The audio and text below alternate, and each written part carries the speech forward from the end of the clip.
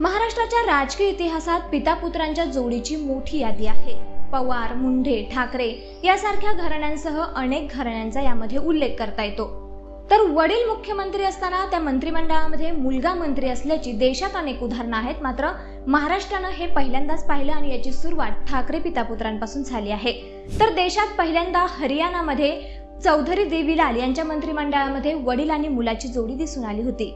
नमस्कार, मी श्रुती आणि आज आपण या व्हिडिओमध्ये जाणून घेणार आहोत देशाच्या राजकारणात कोणकोणत्या मुख्यमंत्र्यांच्या मंत्रिमंडळात त्यांचा मुलगा मंत्री होता। 1987 साली हरियाणामध्ये चौधरी देवीलाल हे जेव्हा मुख्यमंत्री होते तेव्हा त्यांनी आपल्या मंत्रिमंडळामध्ये मुलगा रणजित सिंह यांना मंत्री केलं होतं। मात्र त्यानंतर त्यांच्या दोघांमध्ये मतभेद झाले आणि ते दोघे वेगळे झाले।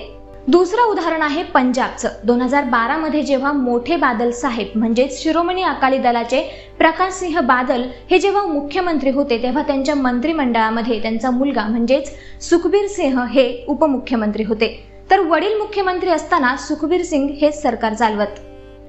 तिसरं उदाहरण म्हणजे तेलंगणा। 2014 मध्ये जेव्हा तेलंगणा राष्ट्र समितीचे प्रमुख चंद्रशेखर राव हे मुख्यमंत्री झाले त्यावेळी त्यांनी आपला मुलगा के.टी. रामाराव यांना मंत्री केलं होतं। तर 2006 मध्ये तामिळनाडूमध्ये देखील असंच दिसून आलं की डीएमके आणि मित्रपक्ष यांचं सरकार असताना करुणानिधी हे मुख्यमंत्री तर त्यांचे पुत्र स्टॅलिन हे उपमुख्यमंत्री झाले होते। आणि देशाच्या राजकारणात पुन्हा एकदा मुख्यमंत्री आणि उपमुख्यमंत्री असलेली मंत्रिमंडळातील पिता-पुत्राची जोडी दिसून आली। तर 2014 साली आंध्र प्रदेशात जेव्हा टीडीपीची सत्ता आली तेव्हा चंद्रबाबू नायडू हे मुख्यमंत्री झाले होते। तर 2017 साली त्यांनी आपला मुलगा म्हणजेच नारा लोकेश यांना मंत्रिमंडळात समाविष्ट करून घेतलं होतं। तर 2019 साली झालेल्या निवडणुकांमध्ये मात्र टीडीपीची सत्ता गेली होती। तर 2019 मध्ये महाराष्ट्रात जेव्हा महाविकास आघाडी सरकार स्थापन झालं त्यावेळी उद्धव ठाकरे मुख्यमंत्री तर आदित्य ठाकरे हे मंत्री म्हणून अशी पिता-पुत्राची मंत्रिमंडळातील जोडी महाराष्ट्राने पहिल्यांदाच पाहिली।